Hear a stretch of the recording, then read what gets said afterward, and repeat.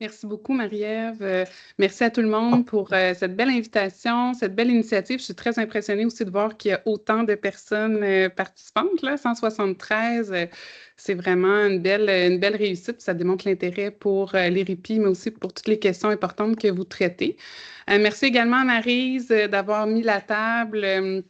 Et j'en profite pour préciser que Maryse aussi fait partie de l'équipe. Elle était co-chercheuse avec moi sur le projet que je vais vous présenter aujourd'hui. Donc, j'agis comme porte-parole, mais au nom de cette équipe-là qui a réalisé un projet CRSH entre 2021 et 2023 qui s'intitulait Jeunes et complots au Québec, vocabulaire, résonance et logique d'adhésion. Alors, je vous parlerai un petit peu plus des éléments de contexte dans quelques instants. Mais donc, je ne sais pas si Habib pourrait afficher le PowerPoint parce que j'avoue être pas très habile avec Teams. Vous pouvez comme ajuster au fur et à mesure à peu près. Là, c'est plutôt pour vous montrer les extraits d'entretien pertinents à mes propos quand on va être rendu là, que ça peut être utile comme complément d'information. Voilà, c'est un projet CRSH qui incluait également d'autres co-chercheurs, David Morin, Marie-Ève Carignan et Mathieu Collin, qui va également présenter un peu plus tard dans la journée. Alors, voilà, c'est une équipe qui est vraiment au cœur des éléments dont on va vous parler aujourd'hui. Je ne parlerai pas beaucoup de solutions, je m'en excuse à l'avance. On est plutôt dans mais évidemment, si vous êtes intéressé à penser plus les retombées ou les pistes de solutions en lien avec notamment le monde de l'éducation, Mathieu Collin et moi travaillons en ce moment sur un projet de numéro thématique dans la revue Recherche en éducation qui abordera précisément ces pistes-là avec plusieurs auteurs du Québec, mais aussi de la Suisse et de la France. Alors, c'est un portrait plutôt auquel on va s'attarder aujourd'hui. Un portrait de qui? Des jeunes des cégeps pendant la pandémie. C'est vraiment l'ancrage contextuel aussi. On peut juste reculer d'une diapo avant. Merci. Oui, c'est ça, on va reculer, on va aller à la première. Puis je reviendrai après là, sur les participants. Alors, pourquoi s'intéresser aux théories du complot? Vous savez que ce n'est pas un phénomène qui est nouveau. On a juste à penser au protocole des sages de Sion, au complot jésuite, au complot russo-communiste. Donc, ce sont des récits qui circulent souvent de formes différentes, mais depuis que le monde est monde, comme on dit, ce n'est pas des éléments, des récits qui sont nouveaux. Ils vont s'ancrer dans différents contextes culturels, mais il y a comme des structures narratives qui sont très communes. Malgré cette existence de longue date, il est quand même intéressant de constater qu'il a fallu attendre des travaux assez récents, là, fin du 20e siècle, comme ceux de Karl Popper et de Richard Hofstadter, pour faire entrer les théories du complot dans la conversation scientifique. C'est plutôt à partir de ce moment-là qu'on a commencé à considérer que les théories du complot ou le complotisme, ou les deux, Maryse a défini ce qu'était le complotisme tantôt, c'est la conviction qu'il y a qu'on tire, que des structures de pouvoir un peu clandestines vont tirer les ficelles du pouvoir, que ce soit des groupes mal intentionnés, des gouvernements, etc. Et les théories du complot, c'est les récits qui vont circuler autour de ces scénarios-là. Et donc, il faut attendre surtout les travaux de Popper et Hofstadter pour qu'on considère les théories du complot et le complotisme comme des objets scientifiques. Le premier, Karl Popper, écrit en 1945, notamment dans La Société ouverte et ses ennemis, qu'il faut se méfier des explications téléologiques de l'histoire qui attribuent des intentions en fait à des concepts réifiés tels que le système ou le capitalisme, comme on le voit par exemple dans certains discours marxistes. Alors, il est en réaction avec ce qu'il appelle les théories sociologiques du complot. Et il montre donc que le complotisme, ce n'est pas seulement l'effet d'intervenants extérieurs, mais que ça peut aussi se retrouver dans le champ scientifique. Alors, c'est intéressant aussi parce qu'on continue à le voir chez d'autres auteurs contemporains. Et Richard Hofstadter, lui, parle du style paranoïaque, de la culture de la conspiration qu'il observe dans l'histoire des États-Unis. Et ça a été repris aussi par d'autres auteurs contemporains comme Timothy Melley, et Barkun qui vont montrer qu'il y a comme une sorte de récit, de structure narrative complotiste qu'on retrouve à l'intérieur de la culture américaine et que ça concerne tout le monde aussi. Alors, ça contribue d'une certaine façon à dépathologiser les théories du complot aussi, en montrant que même si elles peuvent présenter des dérives, qu'elles font partie du nous aussi, pas juste des autres. Alors, c'est un petit peu ce qui nous a servi de trame de fond à la réflexion qu'on a menée avec le projet CRSH. Et pourquoi aujourd'hui se pencher sur les théories du complot, surtout en lien avec les jeunes et le monde de l'éducation? Ben, c'est qu'on a pris acte, en fait, de la nouveauté du contexte pandémique. Puis, on a observé 3 éléments principalement. D'abord, qu'il y a une percolation des théories du complot, là, des marches vers le centre. C'est pas une nouvelle que je vous apprends. Je pense qu'on a tous observé que ce contexte de crise n'a pas créé les théories du complot, mais les a certainement catalysées. Elles ont été à la fois de plus en plus normalisées, parce qu'elles ont circulé de plus en plus par les réseaux sociaux. Elles ont été appropriées aussi de plus en plus. On le voyait à travers différents sondages, mais aussi, de l'autre côté, elles ont été de plus en plus stigmatisées. Donc, normalisées et stigmatisées. Stigmatisées parce qu'elles n'ont jamais autant été dénoncées, contestées, étiquetées, notamment par les médias, les pouvoirs publics, le gouvernement, les citoyens. Alors, c'est un peu ce contexte-là qui nous intéressait, puis on voulait savoir, pas nécessairement si les jeunes étaient complotistes, mais on voulait savoir qu'est-ce qu'il y avait à dire là-dessus. C'était quoi leur perception de ce qui se passait en lien avec ces types de théories alternatives, si on veut, ou qui étaient étiquetées comme telles.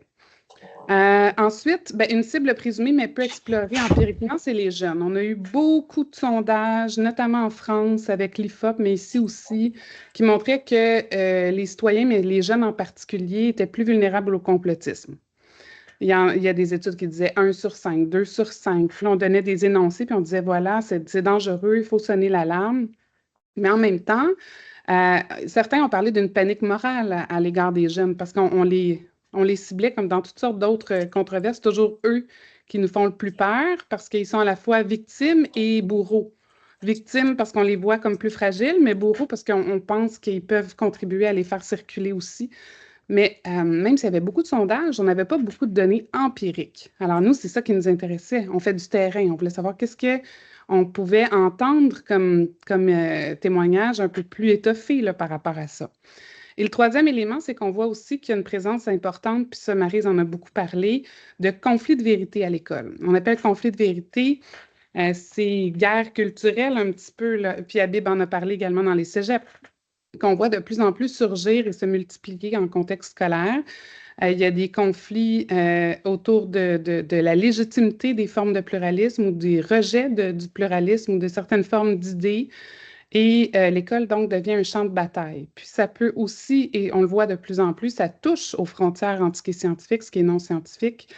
Et donc, il y a parfois aussi des discours de type complotiste ou qui flirtent avec le complotisme qui peuvent se retrouver dans ces conflits de vérité. Alors, c'est vraiment les éléments de contexte qui nous ont poussés à aborder ces thèmes-là à l'école. On peut changer la diapo. Alors, maintenant, rapidement, 3 éléments un peu théoriques, contextuels qui nous ont orientés un peu en termes d'hypothèses aussi. Puis là, vous allez comprendre un peu la direction qu'on a prise par la suite dans la recherche. Le constat, c'est en lien avec les sondages, qu'on parle beaucoup des biais cognitifs et de la mentalité complotiste quand on s'intéresse aux théories du complot chez les gens. On essaie de voir, notamment dans la lignée de Gérald Bronner et d'autres, là, mais c'est un petit peu celui qui a joué le rôle de paradigme là, par rapport à cette conception-là très psychosociale. C'est quoi les ressorts psychosociaux de la mentalité complotiste? Un peu comme on l'a fait avec la radicalisation avant. On essaie de trouver des éléments plus individuels. Qu'est-ce qui fait quelles sont les carences, en fait, dans l'esprit critique qui peuvent faire qu'on tombe un peu, qu'on glisse dans l'écueil du complotisme? Nous, ça nous posait question, parce que c'est sûr que c'est utile quand même d'avoir ces éléments-là. Ils sont importants, mais pas seulement, parce qu'ils ont des limites importantes. Si on regarde, par exemple, la réponse à un sondage, si la personne dit « oui, je crois que Lady Di n'est pas morte naturellement », bien, qu'est-ce qu'il y a derrière ça? Est-ce que c'est une croyance inconditionnelle, une adhésion inconditionnelle? Ou c'est quelque chose dont j'ai déjà entendu parler, qui m'intéresse, Je pense que ça pourrait être plausible. Est-ce que c'est quelque chose qui me donne du plaisir parce que c'est assez stimulant, ça me fait, tu sais, c'est un petit peu comme l'idée d'un true crime, ça me donne le plaisir d'enquêter, mais ça ne veut pas dire que j'y crois forcément. Donc, c'est toute cette zone-là, un peu de nuance, des usages qu'on veut avec les théories du complot qui me semblaient intéressants à poursuivre. Et pas nécessairement en niant la part des études sur les biais cognitifs, mais en essayant d'explorer qu'est-ce qu'il y a autour aussi. Et ça nous amène au deuxième point, la sociologie des usages qui peut mettre l'accent sur les régimes de vérité, en fait. Comment on peut, plutôt que de penser en termes de croyances, on pouvait aussi essayer d'explorer quelles sont les rationalités dans un sens anthropologique, axiologique ou culturel qui servent de posture, en fait, par rapport à certains enjeux, comme les théories du complot. Et là, ça nous amène ailleurs, parce que ça peut ouvrir à toutes sortes d'aspects émotionnels, relationnels, qui ne sont pas seulement en lien avec une rationalité de type scientifique. Et on s'est beaucoup inspiré, notamment de l'étude de Sybille Rouillé en France, qui a montré que les jeunes des gymnases, là, c'est équivalent des écoles secondaires ici, avaient des rapports soit s'inscrivaient dans des logiques soit ludiques, critiques ou convictionnelles par rapport aux théories du complot. Alors, pour plusieurs, mais ça aurait pu sortir de la même façon dans le sondage, c'est ça qui arrive. Donc, le rapport ludique, c'est de dire, je trouve ça drôle, j'aime ça. Quand je fais des jeux vidéo, je lis des livres, je joue aux théories du complot, mais c'est juste un jeu, je ne crois pas vraiment. Des aspects convictionnels, c'était plus dans certains cas pour des raisons religieuses, notamment. On était convaincus là, qu'il y avait de la véracité d'une théorie complotiste de type grand remplacement, mais là, ça s'inscrivait dans une logique convictionnelle, c'était plus rare. Et dans certains cas, et ça, c'est beaucoup ce qu'on a observé ici au Québec, une logique critique. C'est-à-dire qu'on adhérait plus ou moins aux théories du complot, mais on flirtait avec l'idée de complotisme dans certaines situations sur certains thèmes parce que ça s'inscrivait comme il y avait des affinités avec ces discours-là et notre méfiance ou notre défiance par rapport au système dont parlait la dame tantôt ou aux critiques qu'on pouvait avoir par rapport au gouvernement. Donc, on voit ici toute la question des types de rationalité. On n'est pas dans une rationalité de type scientifique, mais morale. Et c'est ça qui est intéressant ici.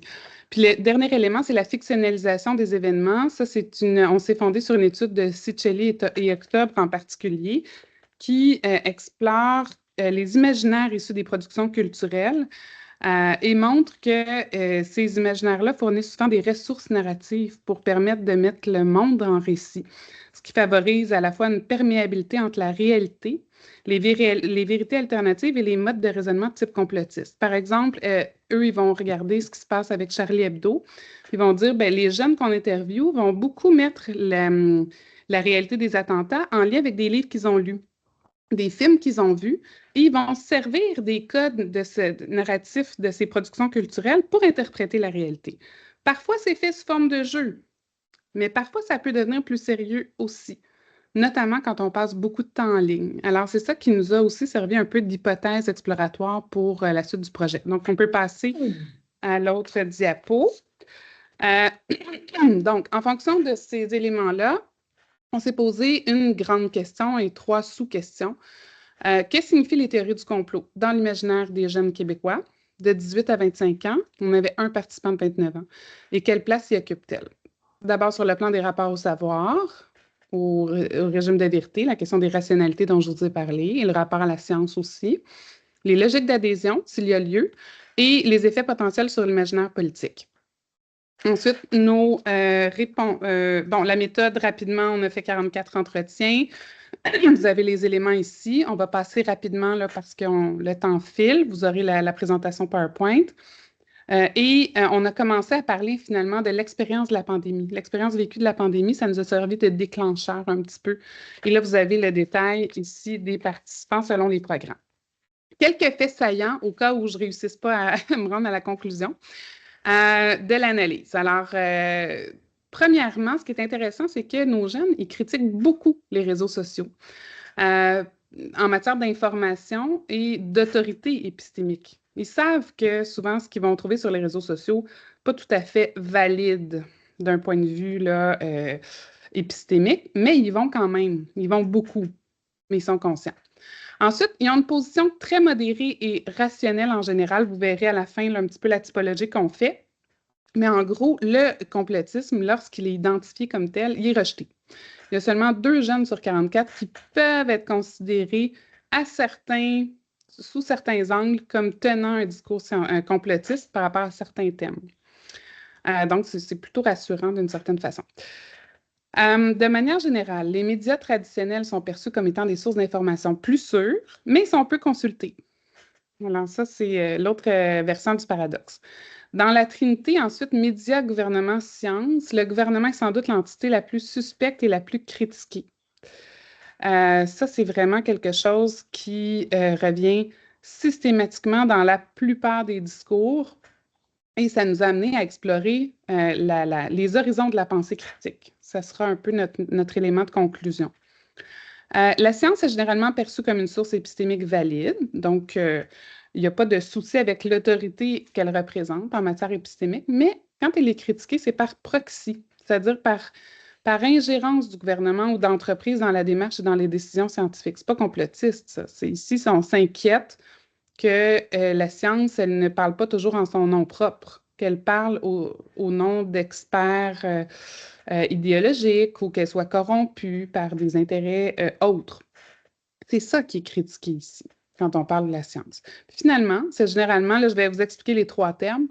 Ce qu'on veut dire ici, c'est généralement la position hétéronomique, paternaliste et judicative des institutions ou des entités qui est critiquée. Qu'est-ce qu'on veut dire par hétéronomique? Si on parle du gouvernement, c'est quand on prend des décisions pendant la pandémie, parce qu'on est dans le contexte du 2e confinement, rappelez-vous. Donc, qu'est-ce qui va nous poser problème? C'est quand le gouvernement prend une décision qui serait censée être prise au nom de la science, mais que ça va être fait au nom de les intérêts un peu de la santé publique. Donc, il y a une corruption un peu, ça revient au point précédent. C'est hétéronomique. La norme, elle ne vient pas de l'intérieur, elle vient d'un autre domaine. Ça nous dérange. Paternaliste, quand on veut, au nom de la protection de la population, leur cacher des choses. On n'accepte pas. Ça ne fonctionne pas.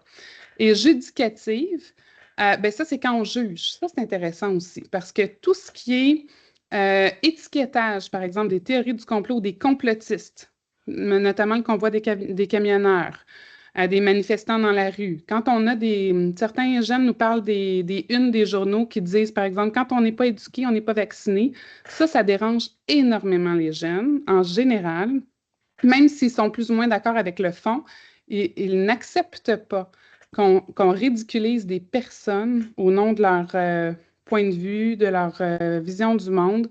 Et ça, vraiment, c'est quelque chose qui nous a quand même frappé par la généralité des occurrences là, dans les différents discours. Peu importe la position personnelle, on veut tolérer les propos des autres. On parle de liberté d'expression, entre autres.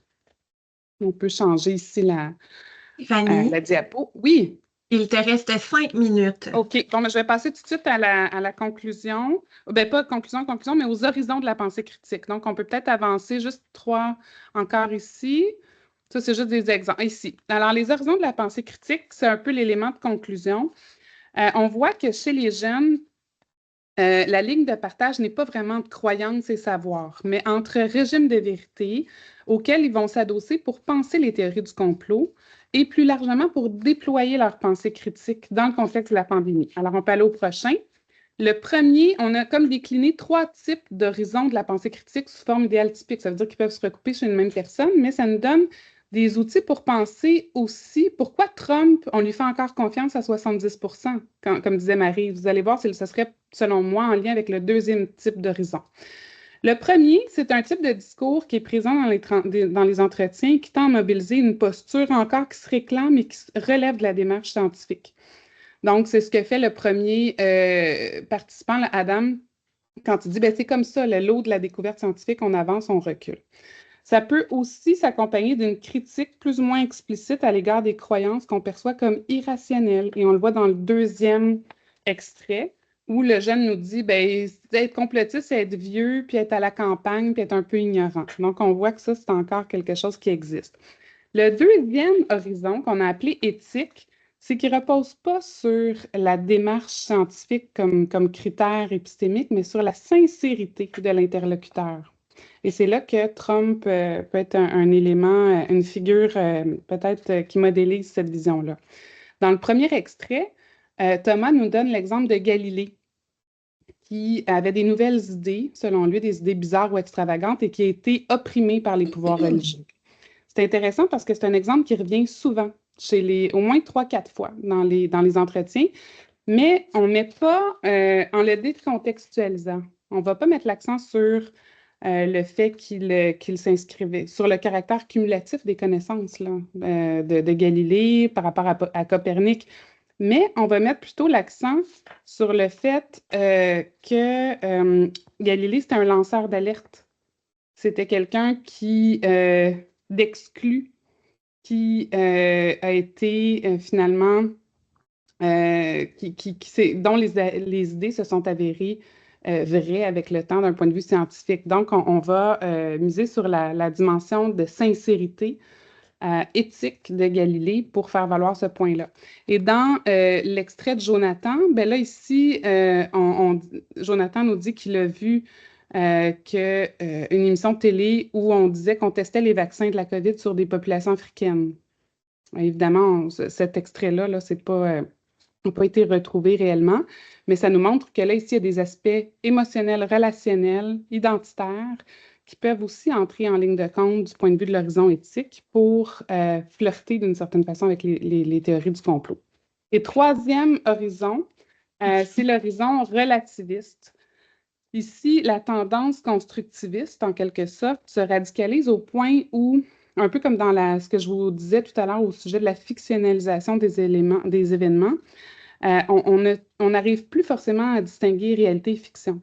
Cette forme d'indifférence à l'égard du vrai et du faux se rapproche de ce qu'on peut considérer être une forme de post-vérité, qu'on appelle le baratin chez certains, ou le bullshit, qui n'assume plus aucune responsabilité à l'égard de la vérité. Et c'est par exemple ce qui ressort de l'intervention d'Alice, là, à propos des blessures que l'on peut infliger aux personnes que l'on discrédite dans les conflits d'interprétation de différentes théories. Elle dit qu'il faut faire attention parce que les personnes qui ont le droit d'avoir leur point de vue en fait, elle suggère à la fin de son commentaire l'impossibilité de juger de la validité ou non d'une théorie ou d'un point de vue, dans la mesure où plusieurs d'entre elles peuvent s'avérer vraies en même temps et surtout qu'elles sont intimement liées à la personne qui les met de l'avant. Et ce, sans forcément distinguer les contextes d'énonciation. Est-ce qu'on est à l'école? Est-ce qu'on est dans notre vie privée? Est-ce qu'on est dans notre famille? Donc, on ne démarque pas forcément les formes de savoir selon les contextes. On dit, dans tous les cas, c'est une liberté d'expression qui me permet d'avoir ma vérité quelque part. Alors ça, c'est quand même préoccupant et ça nous amène à la vraie conclusion. La prochaine diapo, qu'on a appelée l'ultra-tolérance. En fait, c'est une sorte d'hypothèse un peu interprétative qui, selon nous, est quelque chose qui ressort soit en filigrane, soit explicitement de la plupart des discours qu'on a vus chez les jeunes, qui ne sont pas complotistes, mais qui ont cette tendance commune à tolérer, à être très, très, très tolérant par rapport à tout type d'opinions, de points de vue qui peuvent être différents des leurs. Et pour nous, ça peut être peut être vu comme une conséquence du relativisme et de la profusion des savoirs, à la fois en ligne et hors ligne, et donc de leur dévaluation. L'ultra-tolérance relativise en quelque sorte la critique en raison des multiples pôles épistémiques concurrents, et elle se caractérise par les deux éléments suivants. D'abord, une suprématie des droits et libertés individuelles, dont la liberté d'expression, avec comme exemple typique, cette façon de penser ne me dérange pas tant qu'elle ne me touche pas directement. Donc, ça montre qu'il y a des éléments moraux, émotionnels et relationnels dans cette façon de penser la vérité, et pas seulement scientifique ou rationnel au sens de la science. Et finalement, dernier élément, elle s'adosse à une critique institutionnelle de type ultramoderne, c'est-à-dire qu'on se méfie des institutions, de l'autorité et du pouvoir politique, mais de manière asymétrique, on va avoir une sorte de sympathie spontanée à l'égard de tous ceux qui vont se percevoir comme opprimés dans l'espace public ou résistants au système. Et je termine là-dessus. C'est là que ça peut créer des éléments non voulus, c'est-à-dire que des fois, les jeunes pensent être progressistes ou à gauche et être attirés finalement vers des discours populistes de type très, très à droite ou extrême droite parce qu'on va miser sur cette oppression-là ressentie ou cette victimisation. Alors, je m'arrête là-dessus. Désolée d'être un peu limite dans le temps. Je me suis pratiquée, mais c'était pas assez. Voilà.